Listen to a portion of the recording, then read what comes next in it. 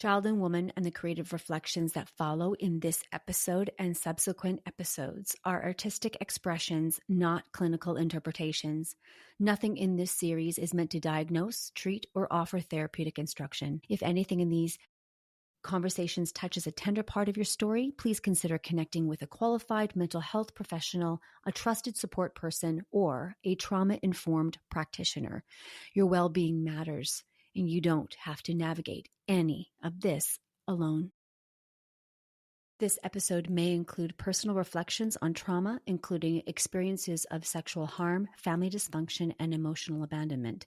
There are no graphic details, but the themes may still feel activating or tender. Please listen in a way that feels safe for your body and your story. You can pause, step away, or return later. Your well-being comes first.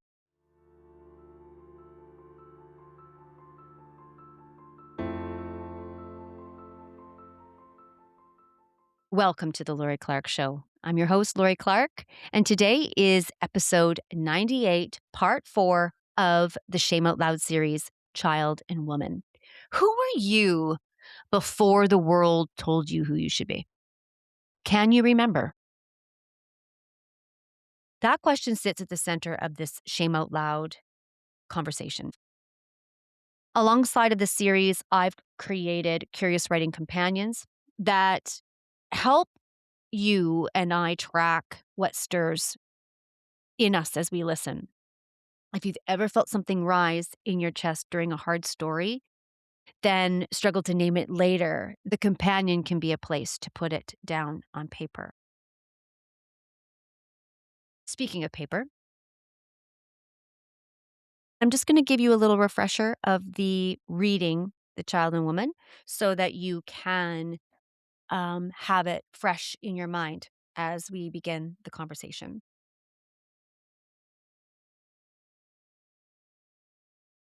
Child and Woman begins before a plot and explanation. It begins as a divide. There's a girl, and there's a moment that splits her world in two. One part of her stands in the light trying to understand what happened. Another part steps toward the dark because the truth feels unbearable. Between them is a trembling threshold, like a witness forming in real time. The piece places this personal moment inside something bigger. Generations of women and men have carried secrecy with stories that weren't believed. It names how violation can arrive swiftly and without warning, crossing a sacred boundary. It also names that this harm isn't limited by gender or age. Women and men, young and grown. You, me, us, we, all with a story. When the writing narrows into the bathroom scene, the girl is crying, trying to catch her breath. She pinches her own skin and feels nothing. Her body is gone numb. She strains to hear her heartbeat, but all she can hear is ringing, an endless hum that drowns out everything else. Every muscle tightens as if gripping the memory could keep it from destroying her. Dissociation arrives as distance, as quietly slipping away. In the mirror, there are two versions of her at once, the girl at the sink and the girl in the glass. Water rushes from the faucet, loud and urgent, like it might carry the feelings away. She reaches toward the reflection, but she can't touch her. And that's the first moment she understands there is now something thick between her and the beauty of who she was. The girl in the mirror speaks, soft as a vow. I'm okay. Her body betrays the lie. She shakes, shivers, tremors rolling through a frame that can't hold what just happened. The witness, the self that stays, knows the truth. The body isn't releasing, it's absorbing. Release will come later, much later. Then the mirror changes again, the reflection turns her head, and behind her a path appears. Not smooth, not welcoming. A road of stones leading into dense forest. The girl at the sink panics, pleading across the glass for her not to go.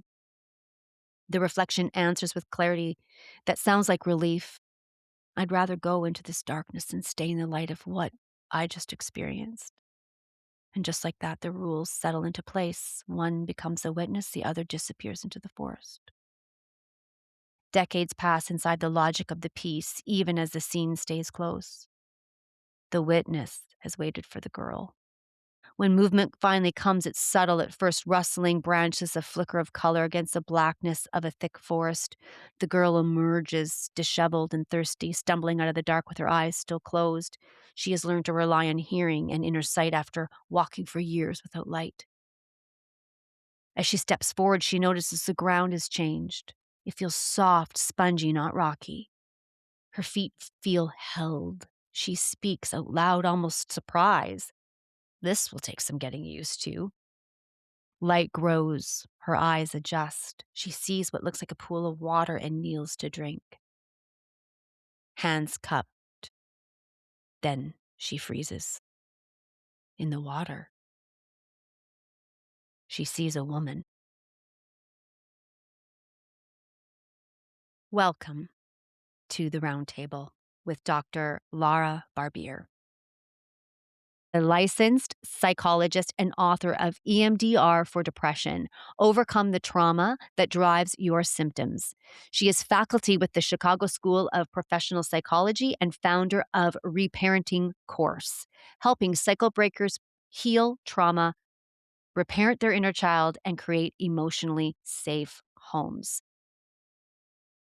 I am so pleased to have her with us today, and in this conversation, what makes this series different is the shared agreement that healing stories don't have to sound neat and tidy. People can be articulate and still hurting. They can be successful and still carry shame. They can be brave and still have parts that feel terrified. And we bring all of our different contexts and professional lives and our pasts in to this conversation today. And we return to the forest metaphor throughout this episode. Um, a forest can hold sunny clearings and dense overgrowth at the same time. It can have places that you've walked so often that it feels familiar to you, and places that you avoid because you do not yet have the support or strength to go there. And that's where the series keeps landing. Not fixing yourself, but learning how to return to yourself again and again with more truth, more care, and more choice than you had before. And my co host, Tammy Valicenti, says it best. She said, the opportunity is within the burden. And with that, I would like to welcome Dr. Lara Barbir to the round table today. And we welcome back my co-host, Tammy Valicenti, as well as Carina Gosch returning to the circle. Here we go. Episode 98, Part 4. So we started with Tammy and I having a conversation. Actually, we started with me reading a piece that I wrote. And then that started a conversation with Tammy and myself. And then we brought Carina in. And now, Dr. Barbier, we are bringing you into the conversation. And we are so happy that you are here. So we're going to start by allowing you to just briefly introduce yourself. And then we'll jump into uh, the quote that I wrote at the beginning where we said, "Who were you before the world told you who you should be?" And then from there, maybe you'd be inclined to share if the writing connected with you and what your forest is, and then the conversation will most likely explode from there. So go ahead. Welcome to our circle. Yeah. Thank you. And yeah, grateful to be here. I'm Lara. I'm a clinical psychologist. I'm based in Southern California. I live in Orange County, but I'm originally from Virginia Beach, Virginia. Well, kind of. And have been out in Southern California the last 8 years. And I am certainly a fellow trauma survivor. I've talked with Lori at length about my specific trauma history. I was very pleased to be included in this very meaningful series and contribution, which I think is going to continue to empower and inspire women like ourselves to come to their fullest authentic expression.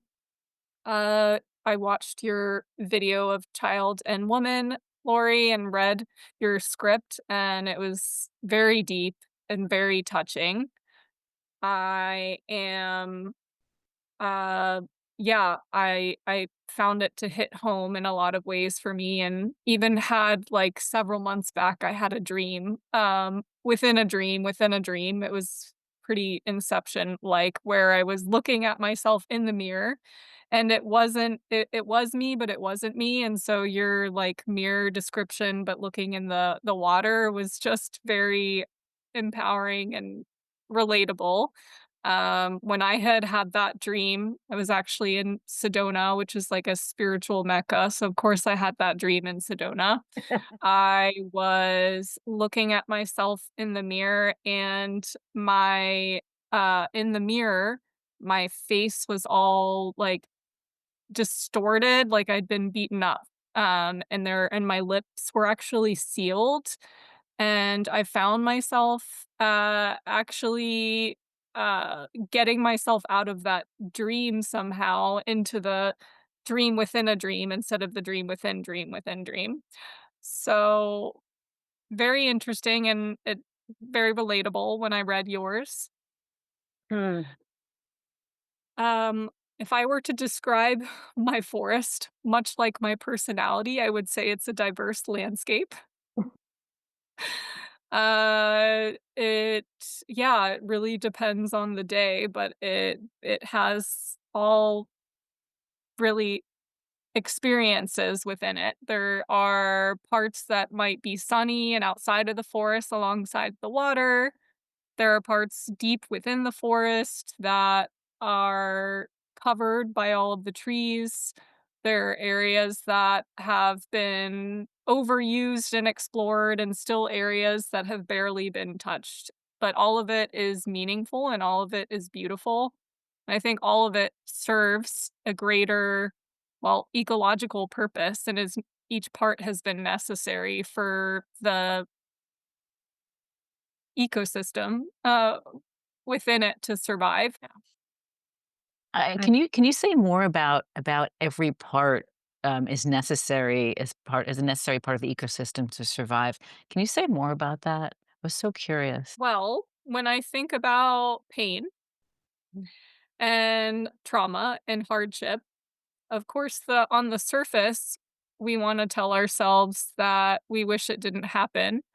But if we get really to the core and can come to a place of what I think of as acceptance on steroids is actually gratitude that it happened, which most people could never imagine coming to that place. And I don't even know if I'm quite there or if there are even deeper layers to that. But when something like that happens, you have to think about how it serves a greater purpose for your ecosystem, for your forest, for the evolution of other species, of the planet as a whole. And it comes down to this, us talking right now, right? How the and where it brings perhaps people together, and where you also find strength through suffering, which a lot of my studies in graduate school were related to post-traumatic growth and how we find wisdom and strength through the adversity that we endure, how we Hmm. find meaning in what we experience. Like adversity builds capacity. Yes, it can, Mhm. Mhm. if we're willing to look at it Mhm. and not keep going through the same part of the forest over and over and over again. If we're willing to be brave and willing to explore other parts of the forest, especially if we know we have dreams that maybe lay outside of the lands that we keep going through because it's safe, familiar. Well, Right. would you share about,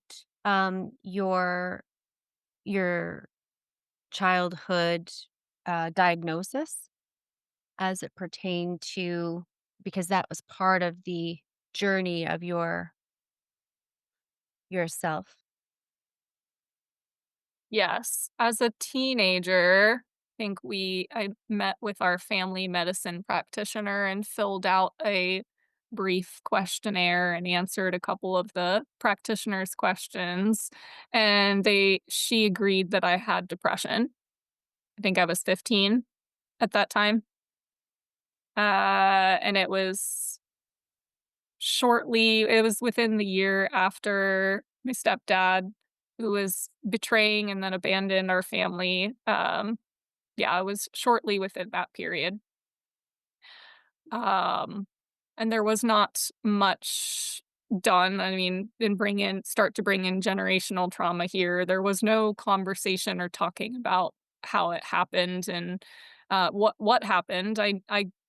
I buried the memory of what happened between him and I, Mm, because dissociating and denying was easier than anything else. Um, and then his disappearance within couple months, I think, after that incident, uh, was never really talked about within my family. So depression happened at some point within that year, and not necessarily a prescription for therapy, just a prescription for Zoloft, which for teenagers, has the black box warning, and so it made me actually more numb and right. care less, and I ended up overdosing on it, and then that experience was pretty damaging because I had not expected to wake up the next day and, of course, went to my mother to tell her what happened, and she was angry. Of course, later, now as a trained psychologist and very attuned, can understand that she was probably terrified and had no idea how to handle me, because how could she if she didn't know how to handle her own emotional world and landscape, her forest, perhaps. Um, but yeah, I think from there we went to the ER, and I think they actually increased my dosage of my prescription, and I didn't see a therapist. So it goes to say just like how things are handled, how they were handled then, just a complete disregard for my experience, which is kind of funny to say now, but yeah, here we are. Here we are. Um Uh, Yeah, so I think I found other means and ways of coping or numbing myself with. I had on the healthy side, I had a good friends, girlfriends especially. I didn't necessarily talk to them about directly what happened, but I think relied on them for comfort and safety. I had um was busy with dance. I heavily danced and um was working outside of school, and doing the best that I possibly could given the time in my studies, that always had a way of keeping me going.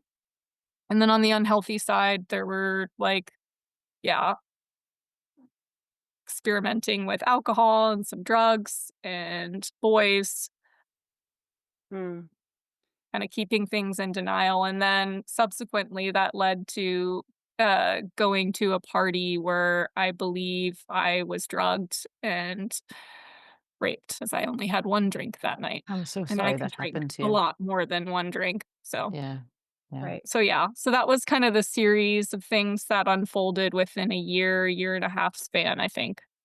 So when you think about your forest and these traumas happen so quickly, like you just said, that's a year and a half. That's such a short period of time for all of that experience. How did you begin? Like, how did you begin to find yourself, find home? How did you begin to sort through the pain and the suffering? I think until I realized it wasn't private, I would journal. Um, and then that became a scary thing to do because I learned my mom was finding my journal and ripping out certain pages and going through things. Um, And then, like I said before, I think I found comfort in friends. And then on the numbing side, like through sex, drugs, and alcohol for a pretty long time. Um, and I think when I started college, my boyfriend that I had been with from senior year in high school ended up moving up to be closer to me because he was a couple of years older. And I think I found the comfort and safety of having a relationship to, even though I wasn't satisfied in it, to like keep me feeling safe or from being re-traumatized or reharmed in a way. Right. Right. We are noticing these through lines and these similarities. And we've all kind of talked about our forest, and maybe just for the sake of this conversation and for any listener that might be just dropping in, would we be able to go, Tammy and Karina, just to briefly share about our forests as well, so that we can bring this together, so that we can all kind of be on that same wavelength, and then begin. I've got a few things that I wanted to touch on after that. So maybe Tammy, you go first, and then we can go to Karina. Sure. I think I want to start by saying that the forest didn't come to me all at once. And my experience with others too is that it's not something that typically comes all at once. It's not like I got hit over the head with, oh, dysfunctional alcoholic family, codependent mother, emotional neglect. It in some ways it still comes through to me. About 2 years ago, one of my aunts died, on my dad's side, and I went to the funeral. And I wasn't really a funeral, it was a gathering, a celebration of life, and I drove home from that funeral thinking, "There, but for the grace of God go I." I didn't know what that saying necessarily meant, and now I know what it means, and I can feel it in my bones. I don't know how I survived that wreckage. I don't know how I survived that wreckage, except to say there was always a pull of truth that we were talking about in previous episodes for me. So my forest is, and the foundation of the forest is the alcoholic family system. My father was alcoholic, my mom codependent. There was profound and deep, severe emotional neglect. I can now name that. And I was for many years and still am the truth teller in the family. I don't know how I've been able to see the truth. But I do, and from a very young age, have been able to see the injustices and the truth and what's happening and what's not happening. Um, my forest now is not as different than what Lara describes as, and what you described earlier, Lori, where there's mountains in your forest. Mine's rather flat, and at this point, most of it's kind of parked out, and there's trails, and there's light, and there's diverse ecosystems. And then there's a very dark space in the back. I think I mentioned in previous episodes as well that some of it has been touched by me. Some of it I know a little bit about, and I'm not ready to touch. Some of it I know nothing about. And that's very dark and thick and viney, like the rest of my forest used to be. And I know that some of it is for now in this conversation with all of you, and some of it is for another time. But I like to keep going to the edge. That's where I feel most alive in that exploration in my life, and wandering the earth and traveling, and pushing myself to do new things.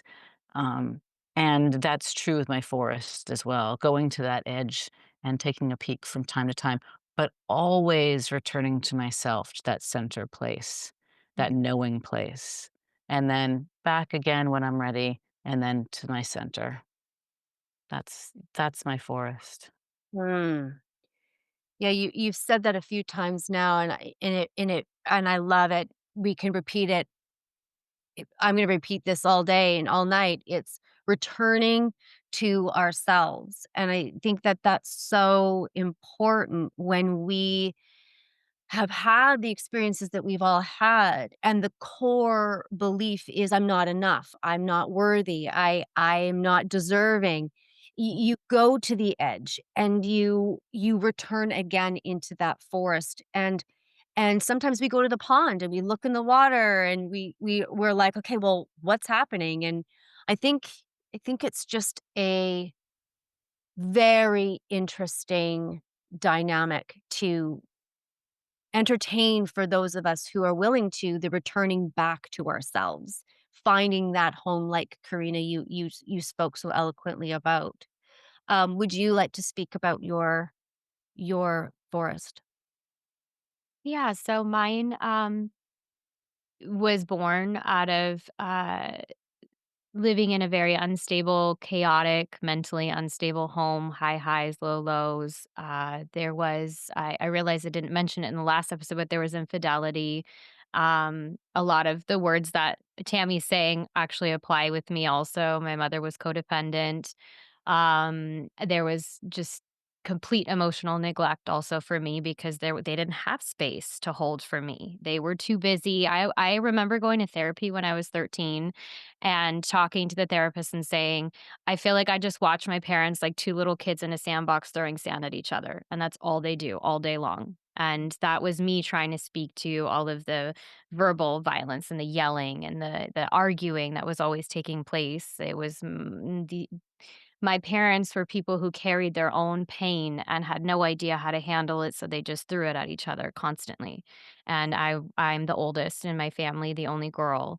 And so I was really sensitive to all of this and spent a lot of my time protecting my brothers from it, trying to distract them, do other things so that they didn't have to worry like I did. Are they going to stay together? What's going to happen? I became the parentified child. I had to hold space for my mother constantly, be the friend she didn't have, listen to things I should have never heard when I was little. Um, and then also be her protector against my father. So I didn't really get to have, and I still don't really have a relationship that's close to him because of that. And so what that did is it made me be a person who lived outside of myself for others. I didn't show up for myself. No one was showing up for me, so I abandoned myself. So my forest is a representation of all the ways I abandoned myself, and it's a dark twisted place that in the beginning heard screams of myself, monsters lurking that were unknown to me.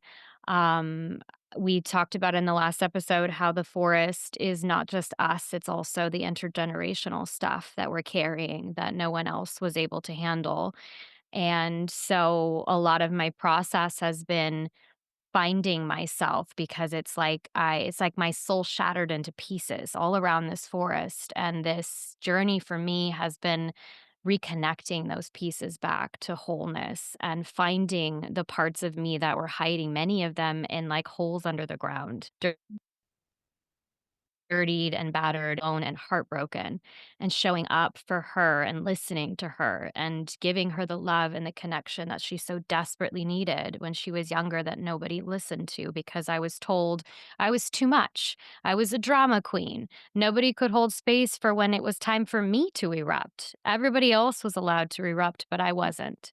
And so me showing up for that now and letting myself erupt, letting myself have those moments where I'm angry and I need to let that anger out, and hearing that anger has been incredibly healing. And it's expanded my sense of compassion and grace for myself. And it also, as time has gone on, I have built this little cottage at the edge of my forest. And so I follow the moonlight now. I've learned to love the light that's there because it's dark, but there's moonlight. And I've learned to love the moonlight, even though I'm a sun child for sure, but learning to love the cool, pale moonlight and the feminine energy she brings, the mother energy that I so desperately needed and wanted, and seeing that there are stars here. So there's actually still beauty here, even in the darkness, and following that to this cottage I built at the edge where I can go for a respite and I can walk inside and I can take these parts with me that I have found along the way and offer them refuge and give them a cup of tea. And it's this glowy little witchy cottage that has little herbs like drying on the on the walls, and there's baked bread. It smells so good. It's glowy, it's inviting, it feels warm, and that is my representation of self energy, that is self to me. That's what home feels like. Love is here, safety is here, a warm cup of tea and a nice blanket is here. And so that's been the like the birth and the evolution of my forest. Wow, that's beautiful. I I think I could hear that all day. I can envision it. I can see this little cottage and I can see that and I just thank you for that. Thank you for that. For me, my forest is still to be determined.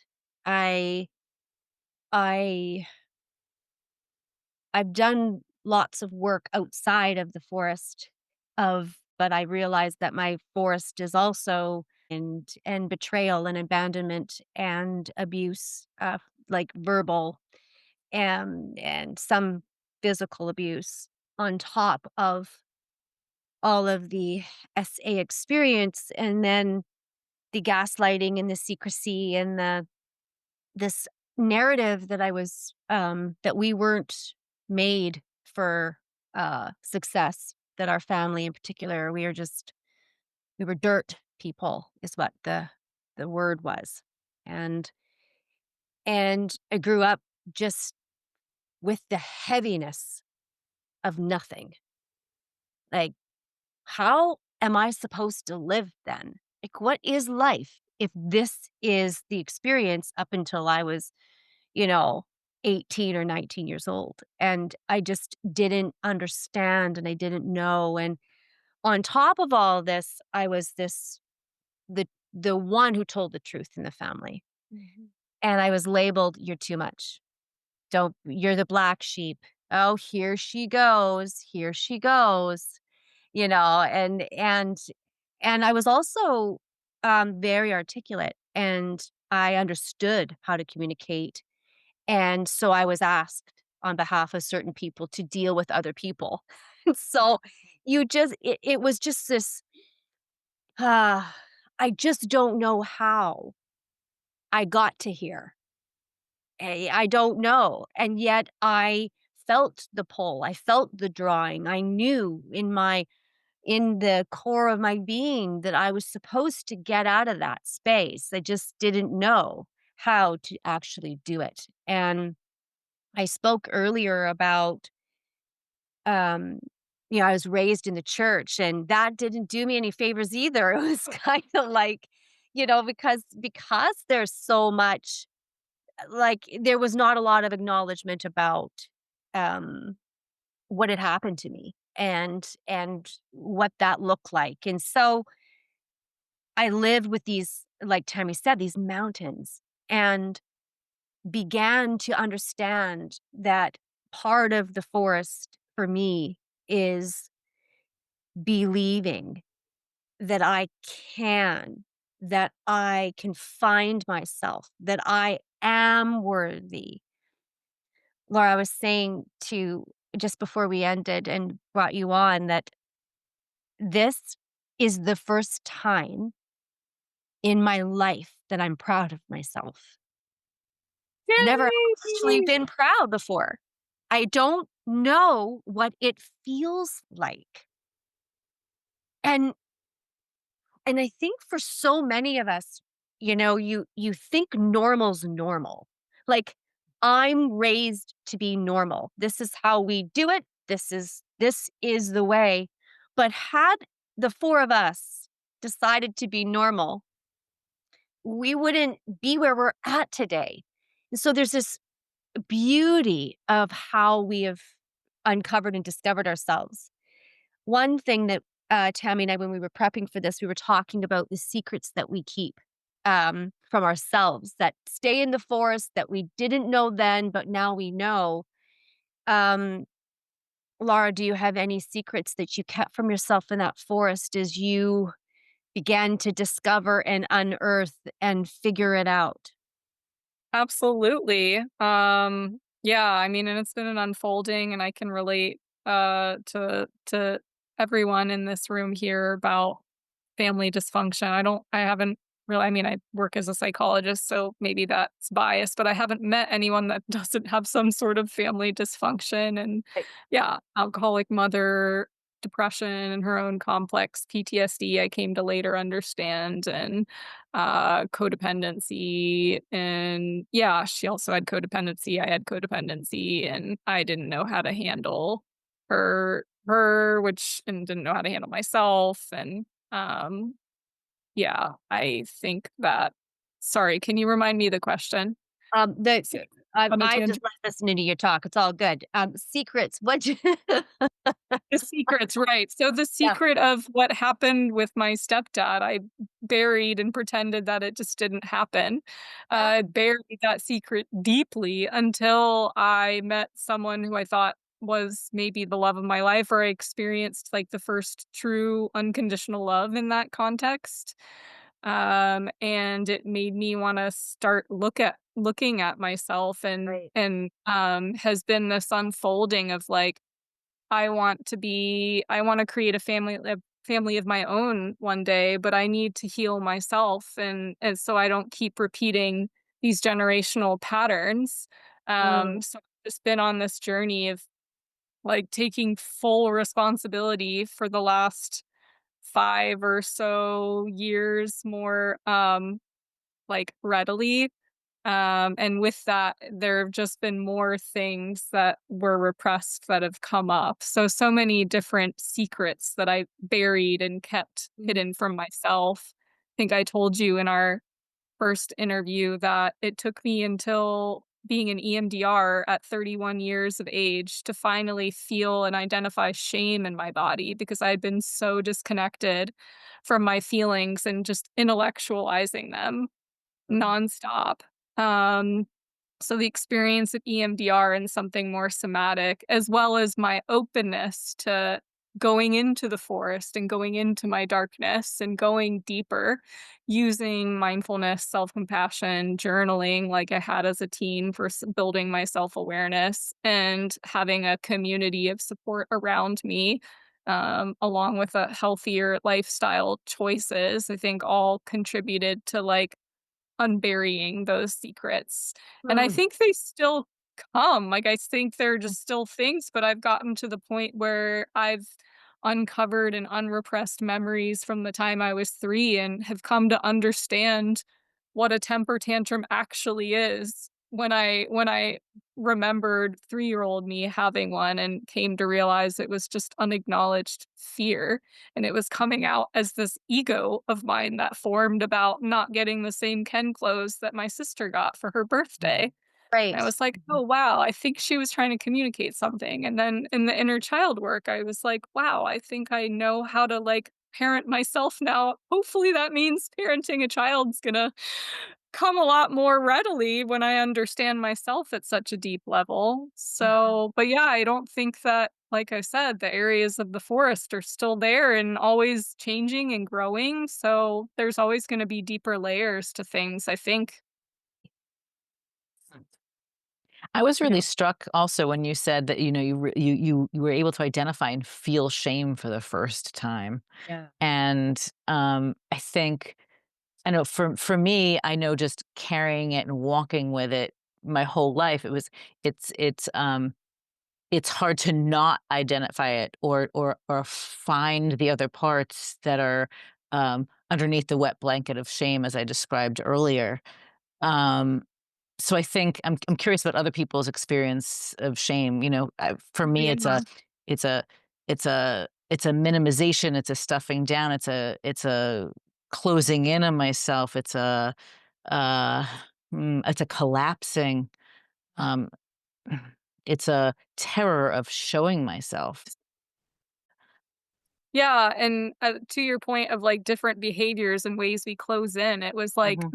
it was me staying in an abusive relationship for way longer than I needed to, right? That spoke to someone who's obviously ashamed and doesn't value themselves very, very highly. Right. And yeah, for me, until the age of 31, I had just experienced it in my head, I think. I was like, you're worthless, you're, like, not good enough, you're a failure, and in other ways that that would show up, but there was still a part of me, a part of my force that had love and was driven by love. I was still very driven and ambitious with my career to, like, learning and growing and understanding, and I don't think that that was ever coming from a place of insecurity. I think that was always, like, I'm doing this because it just feels, like, right to me, and maybe it was because my unconscious wanted to point me in the direction of healing myself and, helping realize my dreams.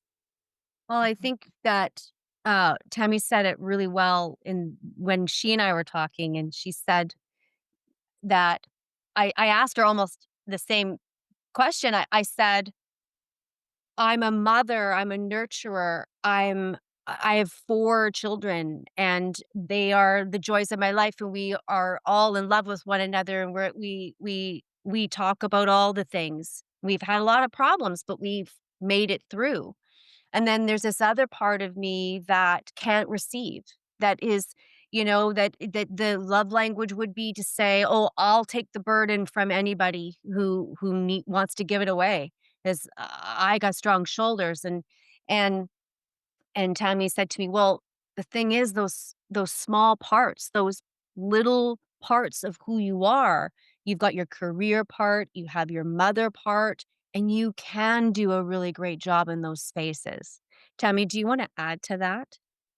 Well, I think we're also specifically talking about the complexity of humans and how we can be so, seemingly broken and collapsed in ourselves in one space and in one way, and really successful in others. And sometimes it's difficult to reconcile.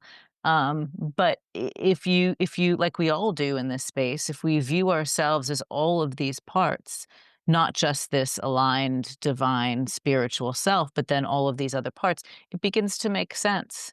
And that if we can draw on those parts and the strength parts and the aligned self, that we can then access those other selves and heal them. Hmm. Um, I don't see them as burdens. I don't see them as problems. I don't see them as sick or unwell. I see them as opportunities Mm. and invitations. And Yeah, invitations. yeah. Karina, can you speak to the shame piece?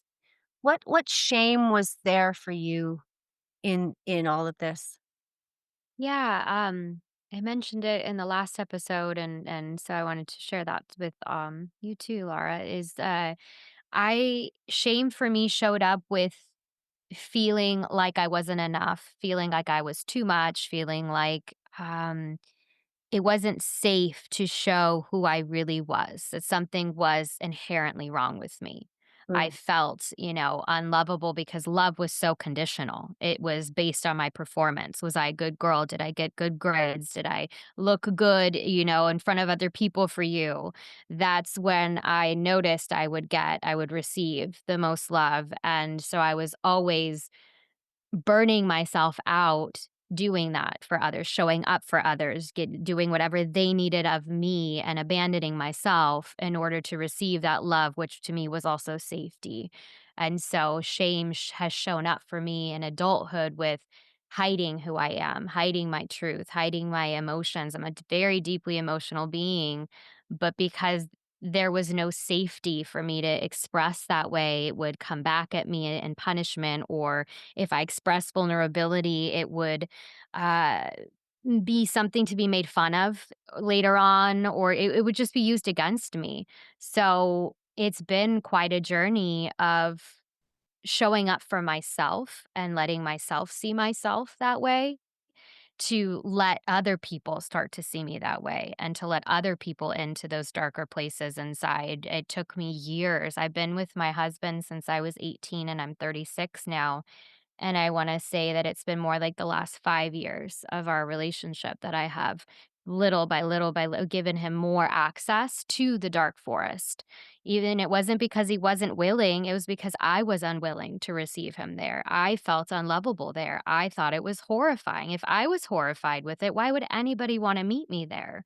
Yeah. And so it began with letting others and letting Tammy in. She was a huge part of my journey, letting her in and seeing those places and realizing that people will care for you enough to bring the flashlight in those dark places and that they're not afraid.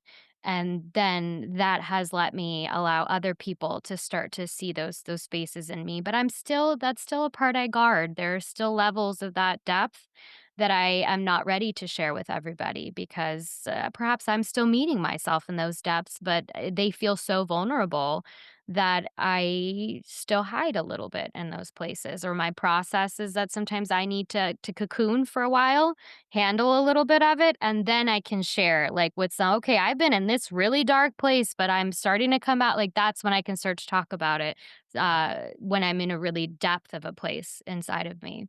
Mm, mhm. Thank you for sharing your journey. I wonder also, I mean, I heard you say this once, maybe twice, that there are people willing to shine a flashlight in those places. And I wanna say this out loud. There's people that are not only willing to shine the flashlight in those dark places, but they're eager and they're excited about it. And they are showing up with enthusiasm and love for that space and whatever it brings. Mm. I have to believe that they're eager. Mhm. That takes sometimes for me, that takes a little longer to believe, you know? But I love it.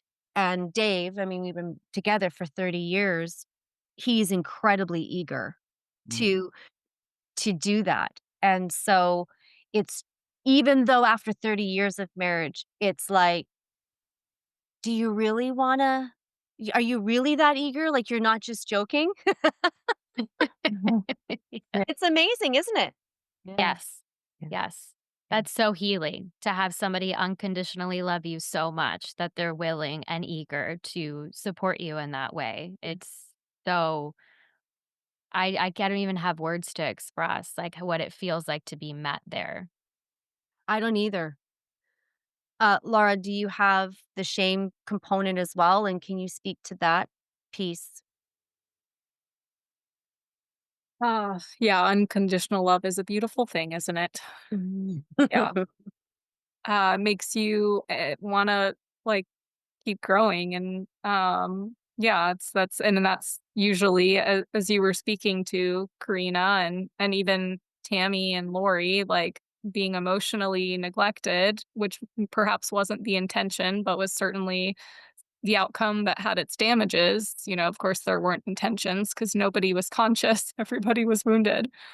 But yeah, when you're met with unconditional love, it can be a foundation for or a catalyst for growth and transformation for sure, Yeah. like it has been for me. And yeah, being willing to take baby steps outside of your comfort zone in any way possible each day, and be willing to go into your shame and meet your shame with love rather than try to combat it like intellectually or rationalize it. It's just like, no, let's just go ahead and acknowledge the fact that shame is a reaction, a very common response to the situations that you've gone through Yeah. so that you can just accept the feeling rather than try to keep minimizing or dismissing or fighting it. It's like it's there, it's just learning to acknowledge it, acknowledge where it exists in your body if you're willing and open to that, which for many people is a process. I think half the battle is wanting to let go and accept. And then once you do decide that you want it, you just have to ask, and life will give you opportunities to trigger your emotions every single day. Every Oh, day. Yeah, ain't that the truth? life opportunity to trigger your emotions every single day. Yeah, every day. Yeah. life is gonna be triggering. Like, I think you said uh in your initial episode, Lori, like, "I don't think I'm done." I think that's very smart and realistic of you to say. Anyone who says they're done raises a red flag for me because it's like, Right. "Oh, so you know it all." Right. Yes. We're never done. We're never Yeah. finished. I heard somewhere that, like, the mystics, used to go through the temples and have all these trials to test their spiritual mastery. In these modern days, literally every day living in this 3D world is testing our spiritual Yeah. mastery. Oh, I We don't have to go Yeah. anywhere. This is Earth school every day. every day. 100%. I love that. Yeah.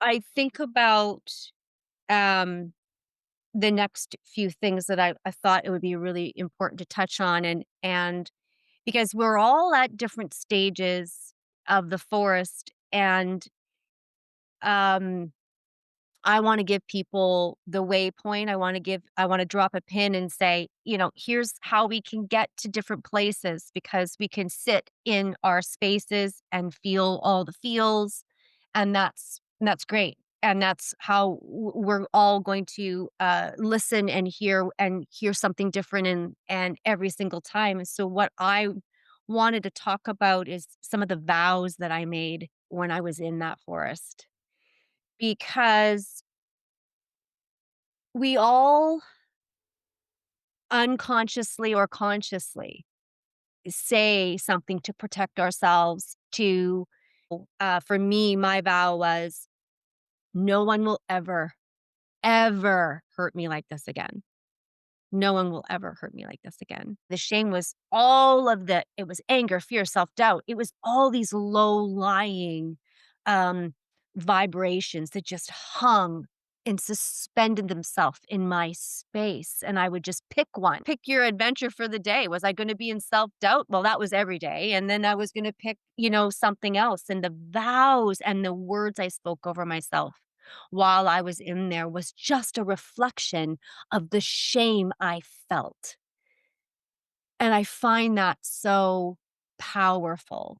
Anyone else can speak to the vows that were made in your forest, or if you're even aware of them. Yeah, mine's been an unfolding too, right? Mm, Because I buried that secret for so many years and it just snowballed, right? So it's just like starting to like go deeper and really look at yourself and look at like, well, for not what the cost is for not being honest with yourself and like, yeah, knowing yourself deeply and knowing your secrets is looking at, yeah, when you look at this, like, betrayal, right? Because it represents these violations represent betrayal, and then when you come down to it, though, and you wanna take full responsibility for your healing, you say and make this vow with yourself, "I'm not gonna betray myself anymore.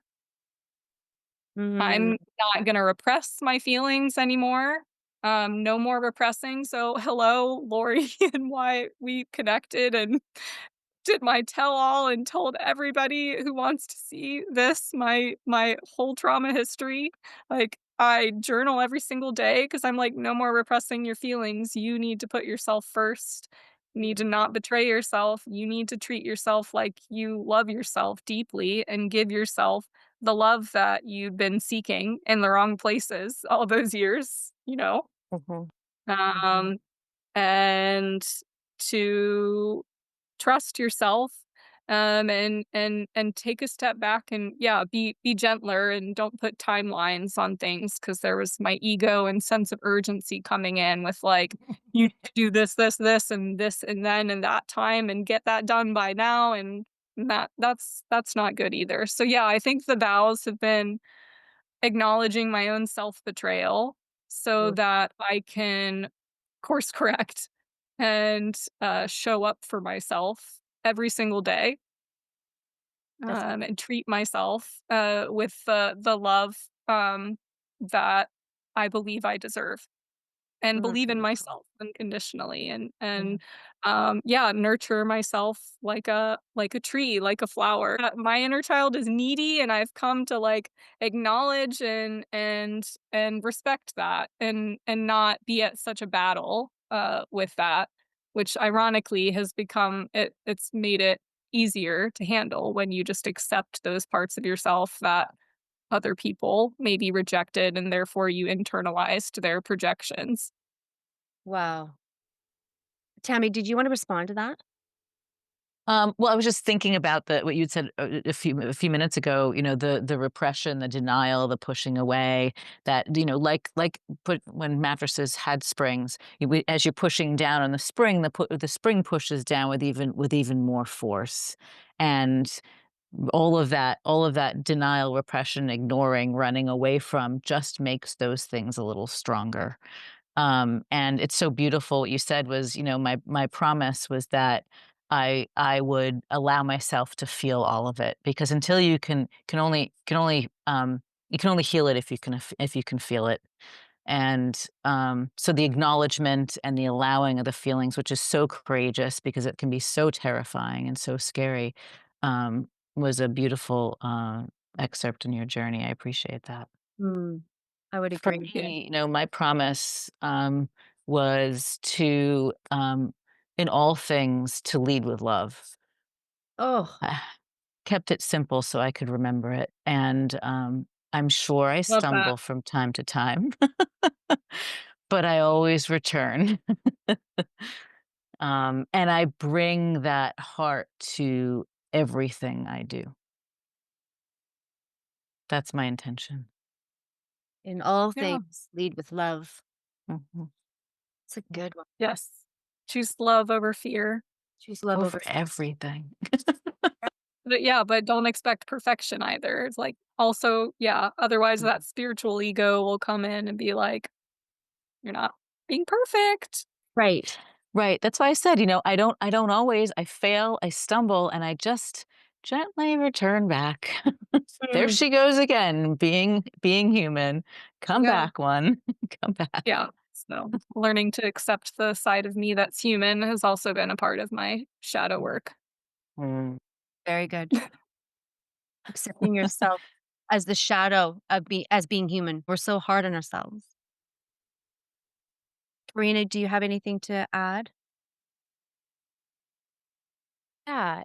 I, was thinking about that as everybody was sharing, and my promise began it's evolved, but it began in service to another because that's just the lens I saw life through for so long is how to be of service to others, and having a daughter really highlighted that, and so it was looking in her beautiful brown eyes and promising her that I would never hurt her the way that I was hurt, Mm.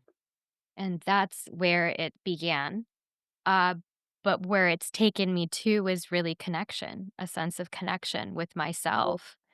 That's where it led me. So she was the invitation to look at myself on a deeper level, to take ownership, like Laura was saying, to take accountability, to say where can I take this back? Where is my power here? Because I felt powerless for so long, but I knew that I as a soul had power here too.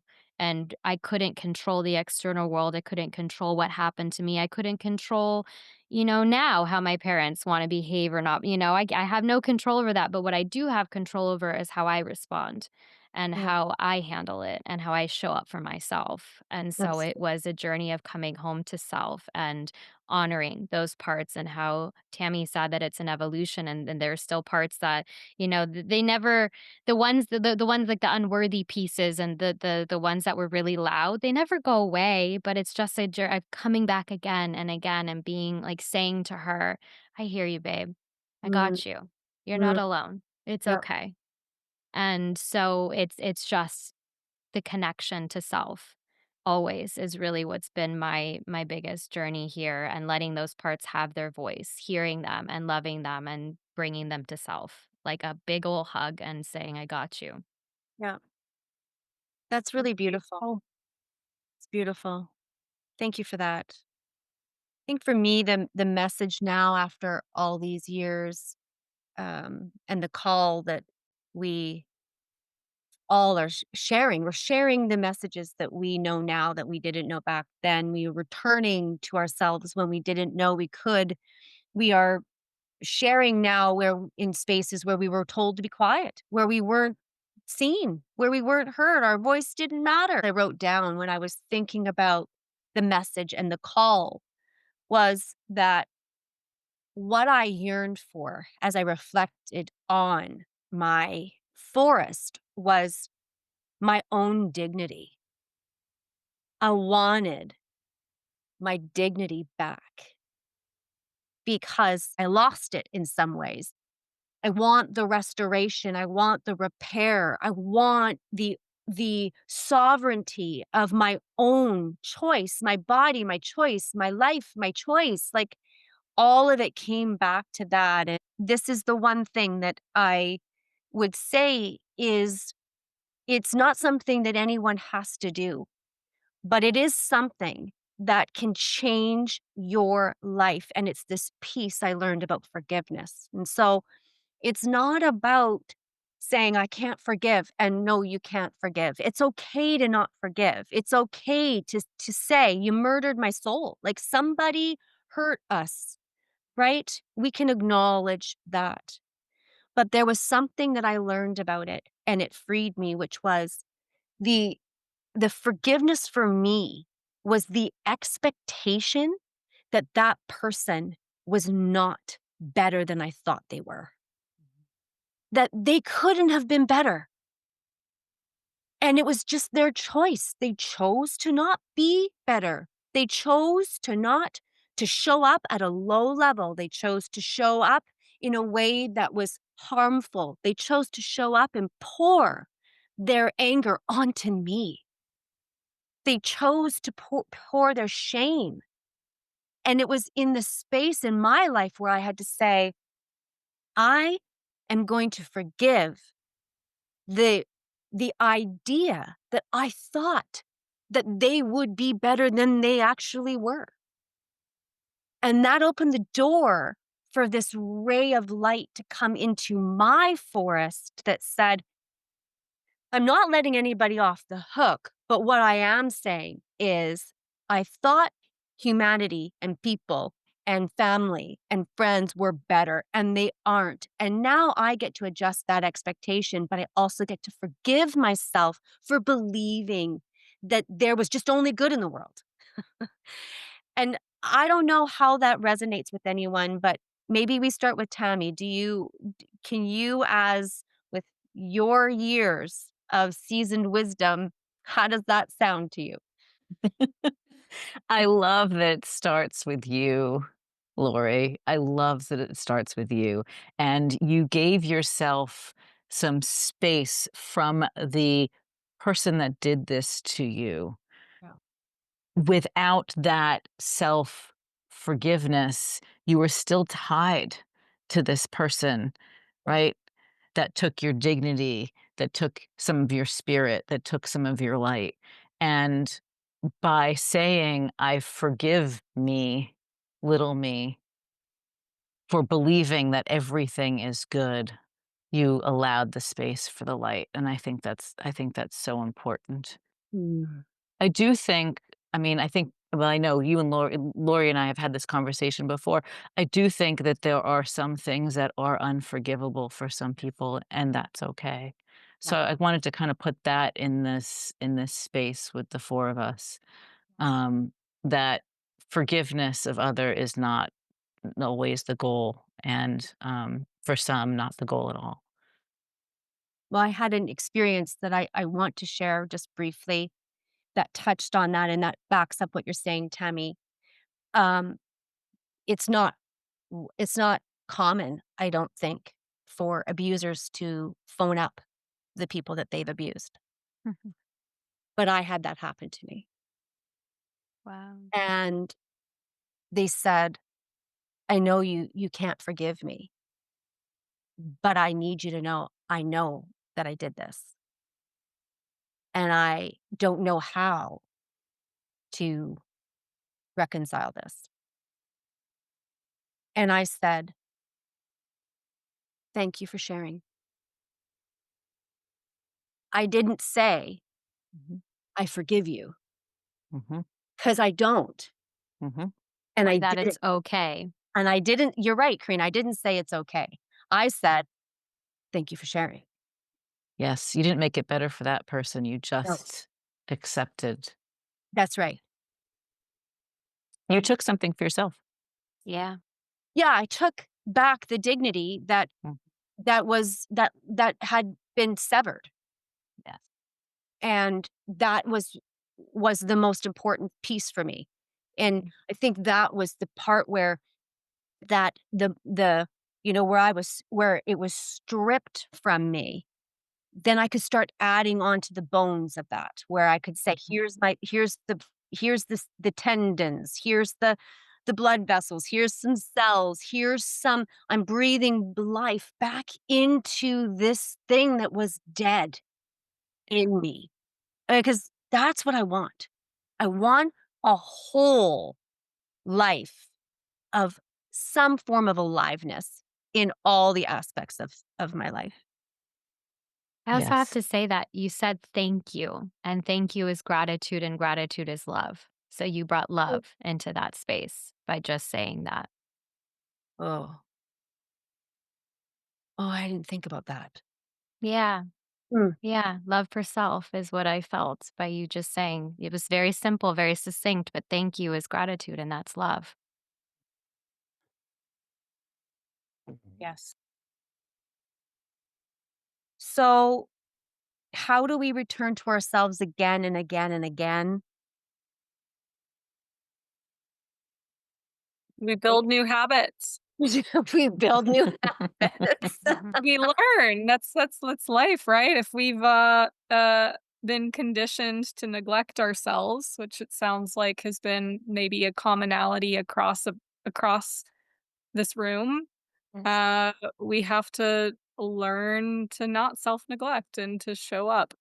Um and that is no easy feat. It's showing up in the forest and going through dark spaces little by little, hopefully every day, but of course at a pace that's slow and steady and therefore going to be maintained for life. Because, yeah, when I think of self love, I think of lifestyle. Self love isn't like I check this off my list and it's done. It's like, no, it's a lifestyle, and to maintain every Yeah. single day.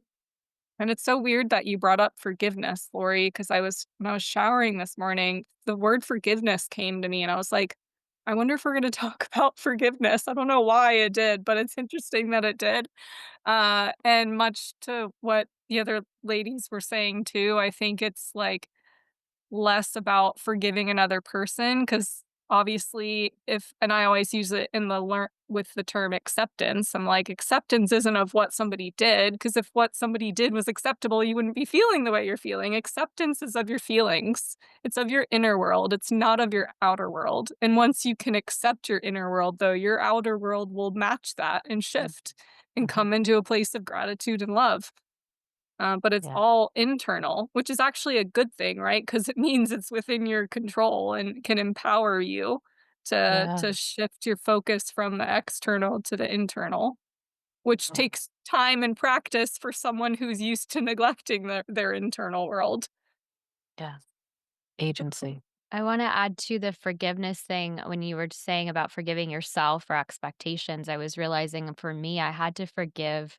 It's very nuanced. I'm going to try my best to articulate it, but I had to learn to forgive myself for taking on all of those things, like you said, anger, the shame, the blame, the betray, all those things that is like energies thrown into my field Yeah. that then I identified with and made myself feel bad about myself, like as if that was who I was. So, and in this uncovering of my truth and who I really am and the truth of what happened, it was letting go of the parts of me that identified and resented that I identified with that I said that I was those things when that really wasn't who I was. So it's I had resentment towards the people that made me into something that I wasn't, and I had to forgive myself for feeling gullible or changeable towards that, moldable. And once I claimed myself and forgave myself, there's been many times I've cried and I'd have to say to myself, I forgive myself for thinking this of myself or thinking that I was broken or unworthy or unlovable.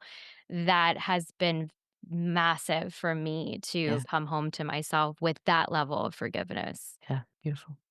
Could we take it one step further, and not only forgive ourselves in your example, Karina, but also be grateful for those parts of ourselves that took all of that on as a survival skill, that those parts were taking care of us and they were protecting us. And and in a way, through that lens, they didn't do anything that's necessarily even forgivable. They were working in our best interests, and isn't that something to be grateful for? Absolutely. Yeah. Yeah, it was all for your highest good, right? Everything's happening for you. Even the most terrible things that you've, yeah, battled with. Mhm. Yeah, and Yeah. it's very much more self-forgiveness than forgiveness of anything outside, for Mhm. sure. And Mhm. I think of, like, the times when I was betraying not only myself, but other people and things I did when I wasn't, like, conscious at all. I'm not saying that I'm 100% conscious now. I think that I just continue to go into higher and deeper levels of consciousness, but when I look back and have looked back at times when I understand, like, why I acted the way I did, but then I still feel guilty, it's like, you don't need to reconcile with anybody else, you have to reconcile with yourself. And Mm. that for me has happened with just like sitting in a still loving presence with my feelings and not trying to like cognitively like rationalize them or combat them. It's just like just allowing them and being with them and saying like simply like it's okay and letting that feeling exist as long as it needs to, right? Because that's what unconditional love is. It doesn't have a sneaky hidden agenda of like I'm gonna love this feeling only because though I want it to go away, right? It's like our body will know the difference between like true unconditional acceptance and love versus like a sneaky intention to get rid of the experience because you don't like it. Wow. That's true.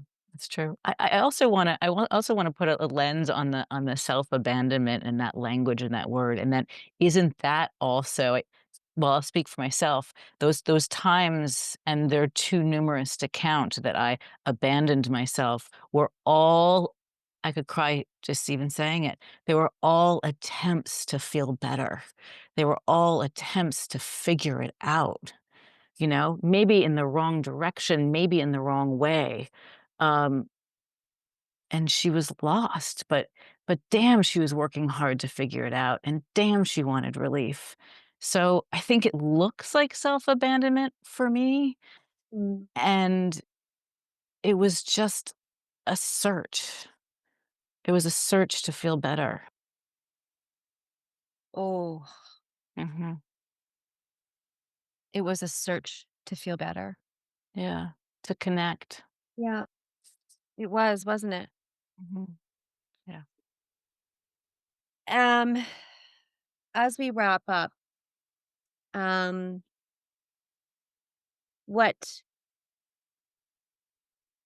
what should we take away from this? From all the things that this I mean, you should see my notes like, look at my notes. Mhm. So much. There's so much, Lori. I'm delighted at all of this. Um, Laura, do you have any takeaways to offer to our listeners and those who are viewing today? Well, one, I'm grateful that you're still here if you're still here listening and um that I hope that this has inspired other people's vulnerability and self-love journeys to put briefly that I appreciate Lori, Tammy, and Karina for your vulnerabilities and sharing your histories and journeys and your forests. and how they're both similar to and different from my own. Uh, Thank you, Lori, for being brave and putting together this series. Lori and Tammy. Yeah, thank you so much for having me to share a little bit about my forest and my history and journey. Hmm.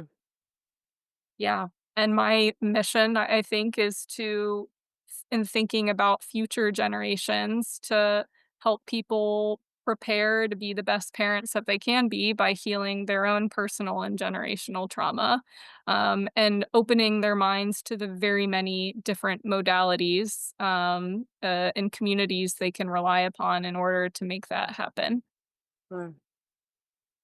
Hmm. Thank you for sharing your intimate and vulnerable history and the journey that you've been on. I think it's important for everyone to hear your voice and to take what they can from your journey and make some of it their own. I hope that listeners, if they're not sure of where to start, and feel lost in their forest, I hope they know to maybe start with, um, getting curious about just one thing they're feeling and getting in touch with that feeling and getting closer to it. I feel you. What will you have me know? What do you want to show me? What is your experience? And to just sit with that feeling and have that dialogue and be there with curiosity and empathy can open the door for so much healing. Beautiful. Beautiful. Karina? So beautifully said. Both of you. I did a both. And the thing I would add to it is, for you listener, if no one's told you this today, I love you. Thank you for connecting with us. Thank you for sharing space with us. Thank you for receiving our stories, and may our stories be an initiation and an invitation to you looking within, to getting to know yourself on a deeper level, and to knowing that you're not alone, and that many of us share these stories, and we're all in this together as humans. We're all doing this messy, and that's Mm, okay. And I'm proud of you. I believe in you. Keep going. mm. Thank you, Karina. That was beautiful. I love it. I love it.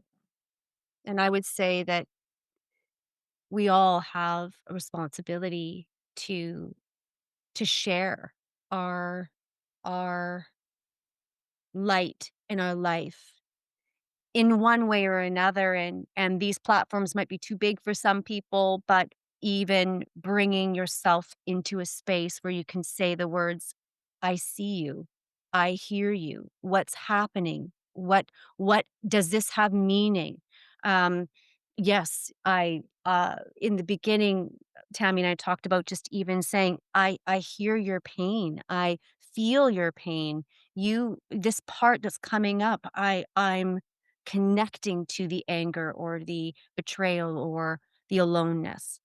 We all have undeserved shame in our lives. It's undeserved. And in the beginning, I was reflecting on my church girl days where the scripture was talking about a mountain where if you have the faith, if you have belief that is as small as a mustard seed, you can say to that mountain, it's time to go. Be gone. You're dissolved. And I would say in this space, this sacred space where you as the listener have joined in with us for all these conversations and you are right here in spirit and in body and feeling it and feeling all the feels and the vibes and all four of us are feeling the same way. I would say that it's the shifting of focus from the mountain of impossibility to the seed of possibility, the seed of potential, the seed that you matter, that your life matters, that you belong, that you're not here just to breathe, but you're here to learn and love and you deserve it. And that is what we're saying today. This is a story. What I wrote is a story of my soul. And I came out of the forest, I looked in the pond, I saw this woman, and I went back in the forest. And that's okay because we're going to return, and I'm gonna return back to that same reflection. And so this is the space where we can begin to think of who were we before the world told us who we should be. And it is time to gather our voices and to rise in the way that we know how. And so this is the most beautiful conversation I've had in a very, very long time. And I want to say thank you to each of you for um, reading my work, for honoring yourself, for showing up. It's super powerful. And you are all superheroes. And this has been a privilege. So thank you so much. Thank you all. Yeah. Thank you for this healing experience. I'm just going to clap for you all because I just I'm just sending kisses. Lots of love. thank you guys. Thank you so much. Yeah. Well, that's a wrap. Ooh. Oh, that was great, guys. Thank you. Wow. That was great. Yeah. Let's What do a it again. Let's go beautiful again. Yeah, right? What a beautiful journey to have all women being in such a safe space, so Mhm. authentically vulnerable to, you Yeah. know, and varying in how we know each other. And yet we all came to the table with our hearts in our hands, sharing our truths. I am here for this. May more conversations like this amongst women happen in the world because it's time. Yes. I would Yes. agree. Yeah. Ah, Well, that's amazing. yes. Yeah. Well, thank you all. I really appreciate it. Thank you for the Yes, thank courage. you. Thank you for the wisdom. Thank you for the pearls. Thank you for the permission. Permission. I'm so excited for the listeners. I know, and I set a lot of intentions and prayers and things preparing for this. And there's so much light I saw, like clairvoyantly, that are the gathering to receive this. And I'm so excited because of all of our love that we've poured into it. I know that it matters. In my own journey, I have heard that one podcast where I really fucking needed it that day and it really turned things around. So I'm so excited for the people that need this that are going to receive this. Oh, me too. Me too. This is the privilege. I just never knew it.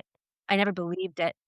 And that's part of the forest is telling yourself that it's never, ever, ever going to happen for you. I know. Been there. You're never Yeah. gonna be it. And True. had my neighbor, she's a beautiful jewelry maker, and she made this says, "The possibilities are endless." And I have worn this around my neck for 10 years Wow. because the possibilities are endless. And Yes. we get to be a part of that at this time in our lives. What a privilege. It's It's a just huge privilege. my grandmother suffered in silence. My mother suffered in silence.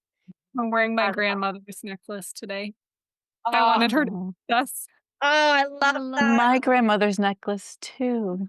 Oh. Oh, Uh-huh. This is gonna be a very powerful, energetically powerful, The it's gonna be a lineage magnet is talk. speaking, right? yes. Let the Our ancestors ancestors are know like, that they are clapping. girl power. They are clapping. They are clapping. They're clapping because yeah. they're sharing their story. We are ours is theirs and theirs is ours, and we get to do this. It's Mhm. just, unbelievable. Yeah, I'm it is. overjoyed. Overjoyed. Yeah, we this is why we incarnated in this time too, Yeah. because we Mhm. came to have voices and to share them. And despite everything, and maybe in spite of everything that's happened to us, here we are sharing our voices. So that is something massive to celebrate. Oh, I know. Yeah. And the I say that a lot because of and in spite of. because of and in spite of, yeah. Hmm.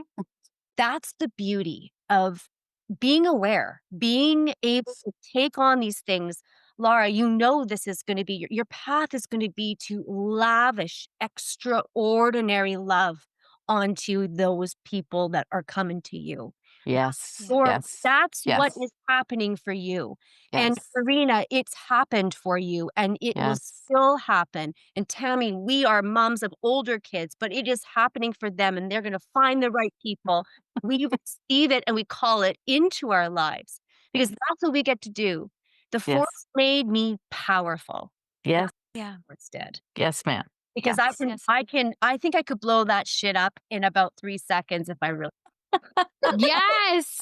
Yes, ma'am. Yes. Love that. Lori, you said that that's a wrap, but I don't whatever we've been you've gotta include the end of this. Okay, Blow that Or shit up. Yes. some of it. we'll include the end. We will. We'll include Yes. all. If I got your permission, we'll include the whole.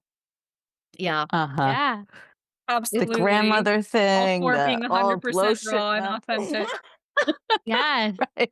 I find people speak freely when I always speak more. I just feel like, then I'm kind of done with managing and done with thinking ahead and done with all the cerebral gymnastics that I go through when I do something like this, Mhm. get to sort of lighten up a little bit. But you're right. The end we haven't signed off yet. And I think that's gonna be the joy for most people when they listen to this. Yeah, I hope so. Yeah. Yeah. Oh, Excellent. okay. Sounds great. This is Great. the end. Gratitude for you all. For real, for real. Gratitude. Oh, Thank you Signing so off.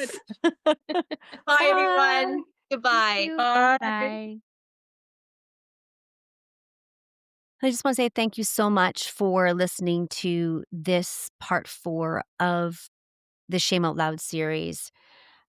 And to Laura and Karina and Tammy, I want to just thank you for showing up today and this incredible conversation and all of the honesty and all of the presence that you met me with and each other with and all of those who are listening. It is so courageous, and I am just so grateful to all of you. If you want to learn more about today's guests, then you can visit my website, lauriclarkmedia.com, and find all the details under Shame Out Loud Part 4. And if this conversation opened something for you, the Curious Writing Companions are also available at lauriclarkmedia.com. Each one follows the series and offers gentle prompts and reflections. So thank you so much for being here, and I hope that you will join us in Part 5 of the Shame Out Loud series.